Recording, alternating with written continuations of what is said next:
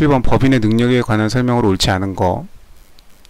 1. 법인은 권리 능력의 범위 내에서 행위 능력을 가지며, 그렇죠. 범위를 넘어서 행한 대표기관 행위는 법인 행위가 아니죠. 넘어서 하면 대표기관 행위는 법인 행위가 아니죠. 네. 법인은 그 범위 내에서 행위를 하고 그거에 대해서 효과가 발생하는 거고요. 그 범위를 넘어서 하면 법인 행위가 아닙니다. 네.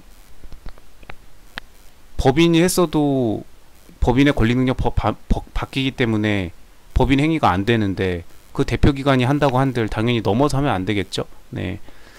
법인의 권리 능력은 정관상의 목적에 의하여 제한되며 그 목적을 수행하는 데 있어서 직간접적으로 필요한 행위를 모두 포함한다. 직간접. 네, 맞는 거고요. 법인의 명예가 훼손된 경우, 명예훼손. 네. 그 형법에서 법인을 객체로 해서 협박죄의 객체가 될 수 없죠. 법인은 삼성전자가 무서워할 수는 없잖아요. 네. 그런데 명예가 훼손은 될 수 있습니다. 예를 들면 누군가가 삼성전자를 욕하고 다니면 삼성전자 입장에서 만약에 허위사실을 막 유포하면서 삼성전자에 대해서 만약에 저기 한다, 그러면 대기업인 삼성전자가 가만히 있지 않겠죠. 네. 어떤 회사든 법인의 명예를 훼손하면 그거에 대해서 책임을 물을 수 있습니다. 법인은 가해자에 대해 불법행위로 인한 손해배상과 함께 명예훼손에 적당한 처벌을 청구할 수 있다. 네, 이런 조문이 다 있죠. 네. 다 맞네요. 4번 대표기관이 대표권의 범위 내에서 자기 또는 제3자의 이익을 도모할 목적으로 권한을 남용한 경우 원칙적으로 법인에 대한 효력이 없다. 아, 이거는 아까 지금 1번이랑 비슷하죠. 이게 구조가 넘어서 이렇게 하면은 법인 행위가 안 된다, 권한을 이렇게 남용하면 법인에 대한 효력이 없다. 이게 뭔가 구조가 비슷하지 않나요? 근데 이게 1번은 맞는데 4번은 이게 틀립니다. 이건 지금 범위를 아예 넘어서 했기 때문에 이 법인 행위가 되는 게 법인의 행위가 되지 않는 거고, 이거는 지금 범위 내에서, 단지 내에서 약간 남용한 거예요. 그 테두리 안에서 좀 잘못을 한 거라고 보면 됩니다. 이거는 테두리를 아예 벗어났어요. 그렇기 때문에 아예 성립이 안 되는데, 이건 테두리 내에서 잘못한 거기 때문에 이거는 법인에게 효력이 있습니다. 네. 다만 이제 이 대표기관도 같이 책임을 지겠죠. 대표기관이 책임을 지겠죠. 그 권한을 저기 했으니까. 이게 4번이 틀렸고, 약간 1번과 4번이 비스무리하지만 구분해야 된다는 거. 그리고 지금 여기 나와 있는 것들은 다 2차에서 중요한, 2차에서 만약 2차 문제에서 법인이 떴다, 그러면 법인에 대해서 이렇게 적어줘야 되는 다 판례들입니다. 객관식 풀 때는 그냥 막 답 골라내느라 정신없어서 그냥 막 OX만 판별하면서 막 읽기 바쁜데, 2차에서는 이걸 다 써줘야 됩니다. 답안에다가. 답은 4번이었고요. 8번 법인의 대표권 제한, 옳지 않은 거. 사단법인의 의사장 직무 대행자가 개인의 입장에서 법인을 상대로 소송을 하는 것은 이익상반이죠. 네. 그러니까 자기가 사단법인의 이사장 지위로서 뭐 직무 대행자든 어쨌든 그렇게 해서 이 사단법인을 대표해가지고 한쪽 원고 측을 한쪽을 대리를 하고, 그 다음 본인이 또 개인의 입장에서 그 법인을 상대로 이렇게 해서 양쪽에서 하는 거는 말이 안 되죠. 이익상반이죠. 921조 이익상반. 법원의 직무집행정지 가처분 결정에 의해서 법인을 대표할 권한이 정지된 사람이 정지기간 중에 체결한 계약은 절대적으로 무효입니다.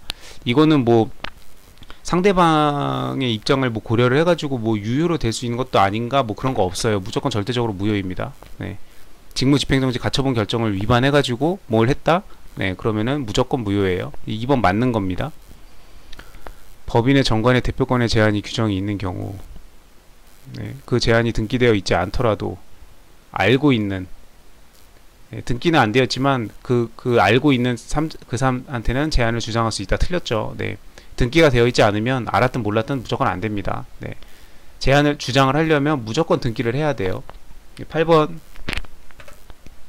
이게 지금 민법 60조죠. 이사의 대표권에 대한 제한은 등기하지 아니하면 제3자에게 대항하지 못한다. 예, 여기에서 지금 제3자의 뭐 지금 선의의 제3자에게 대항하지 못한다 이런 식으로 되어 있지 않죠. 무조건 등기하지 않으면 제3자에게 대항하지 못한다라고 되어 있습니다. 등기 안 하면 무조건 주장할 수 없다는 거죠. 네. 이런 게 되게, 이건 2차에서도 쓰는 되게 중요한 조문이죠. 법인, 특히 비법인 아닌 사단 이런 거 나올 때 나오는 굉장히 중요한 조문입니다. 총칙이 180개의 조문이 있지만 뭐 가장 중요한 건 당연히 소멸시효고, 맨 뒤에 나오는 소멸시효, 그 다음에 대리 파트, 예, 뭐 무권대리, 뭐 유권대리, 표현대리, 그 대리 파트, 그 소멸시효하고 대리가 총칙에서 가장 중요하죠. 네. 그 다음에 이제 세네 번째로 중요한, 어쨌든 간에 5손가락 안에 드는, 네, 41조 이사의 대표권에 대한 제한, 60조 그 대표권에 대한 제한에 대한 대항 요건, 이런 거는 2차에서도 써야 되는 되게 중요한 조문입니다. 정확하게 내용 알고 있어야 되죠. 보면은 그 답들도 이렇게 항상 그 중요한 내용들을 이렇게 답으로 이렇게 구성을 하죠. 그래서 이 선의가 빠져 있다는 거, 이게 그 이런 게 아무렇지 않은 것 같아도 이런 것들이 굉장히 중요합니다. 이게 선의의 제3자인지 그냥 제3자인지 이런 것들. 뭐 예를 들면 그 점유 취득 시효 같은 경우는, 등기부 취득 시효 같은 경우는 뭐 소유의 의사로 자주 평온 공연하게 과실 없이 점유한 자는 취득한다라고 돼 있죠. 그 요건들을 다 만족을 해야 되는 거죠. 그 다음에 또 이 뭐 제3자에 이게 나오는 게 통정의 허위 표시에는 제3자라고 되어 있죠. 통정의 허위 표시는 무효인데 이걸 제3자에게 대항하지 못하기 위해서는 선의의 제3자에게 대항하지 못한다고 되어 있죠. 그 다음 명의신탁에서도 나오죠. 명의신탁은 무효이고 물권 변동도 무효인데 선의의 제3자에게는 대항할 수 없다. 아, 저기 명의신탁 4조 사망, 예, 이 무효는 제3자에게 대항하지 못한다고 나와 있죠. 여기 또 선의가 빠져 있어요. 네, 이런 식으로. 그리고 또 제3자가 문제되는 게 뭐가 있죠? 그 548조 매매 그 해제에서도 548조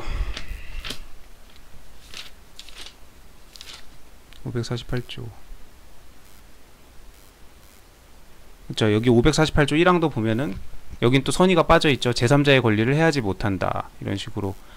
이렇게 해서 그 제3자가 등장하는 게 뭐 통정, 그다음 매매 해제됐을 때, 그다음에 실권리자 명의신탁 이런 식으로 이런 몇 가지들 있습니다. 중요한 것들. 네. 객관식을 풀 때는 그냥 아무렇지 않게 그냥 답만 골라내느라 정신 없어가지고 그냥 넘어가는데, 이게 엄청 중요한 조문들을 지금 다 객관식으로 풀어보고 있는 거예요. 내가 정확하고 알고 있는지 확인도 해야 되고, 2차에서는 이런 것들을 물론 법전이 주어져서 법전을 보고 쓰지만 이런 것들을 이렇게 명확하게 중요한 부분이라는 걸 인지하고 있어야 됩니다. 3번이 틀렸죠. 그래서 등기되어 있지 않더라도 알고 있으면 제한을 주장할 수 있는 게 아니고, 등기가 안 되어 있으면 주장할 수 없습니다. 무조건 등기를 하라 이거죠. 그러니까 등기를 안 하는 거에 대해서 페널티를 엄청나게 주겠다 이겁니다. 상대방이 알고 있음에도 불구하고 그거를 주장하지 못하도록 하는 거예요. 등기가 안 되어 있다는 이유로. 3번이 틀렸습니다. 법인과 이사의 이익이 상반하는 사항에는 이사의 개인적 이익과 법인의 이익이 충돌하고 기대할 수 없는 사항을 모두 포함한다. 뭐 그렇겠죠. 뭐 판례에 어느 문구들을 다 떼어온 것 같아요. 네. 굳이 찾아보진 않겠습니다. 이런 것까지는. 9번 법인의 청산 설명으로 옳지 않은 것.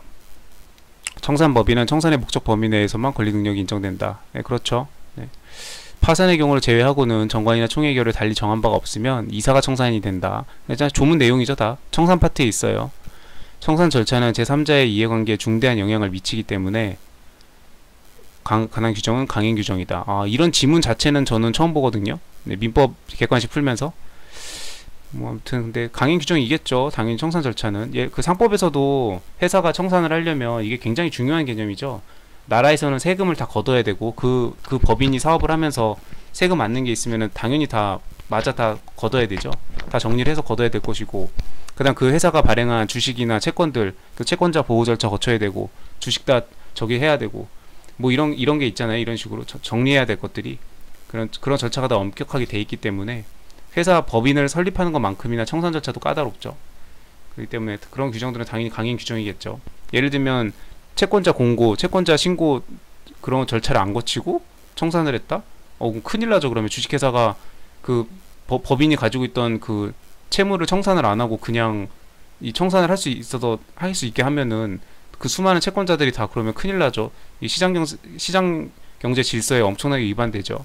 당연히 아마 강행 규정이지 않을까요? 이런 거는 상식적으로도 그냥 생각을 할 수 있고, 나중에 이제 답이 4번이었으니까 당연히 맞는 거긴 한데, 그냥 이렇게 한 번씩 해봄으로써 아, 강행 규정이구나 이렇게 알고 넘어가면 됩니다. 청산 사무가 종결되지 않은 경우에도 이미 청산 종결 등기가 이루어졌다면 그 등기 시에 법인은 소멸한다. 뭐 말이 안 되죠. 네. 이렇게 생각하면 돼요. 아까 지금 다 정리를 해야 된다고 그랬죠. 근데 그 법인이 뭐 대표자가 그랬든 법인이 그랬든 무슨 불법 행위를 했어요. 뭐 경제 범죄를 저지를 수도 있고, 뭐 몇억 몇십억을 막 뭐 어떻게 할 수도 있고, 하여튼 범죄를 저질러 가지고 만약에 수사기관에서 지금 영장을 발부받아서 압수수색하러 회사에 나왔어요. 근데 회사에서 아이고 저희 이거 청산 종결 등기 다 마쳤거든요. 그래서 이제 청산이 이제 끝난 회사이기 때문에 뭐 압수수색 뭐 하고 말고 할 것도 없습니다. 이제 회사가 없어졌으니까.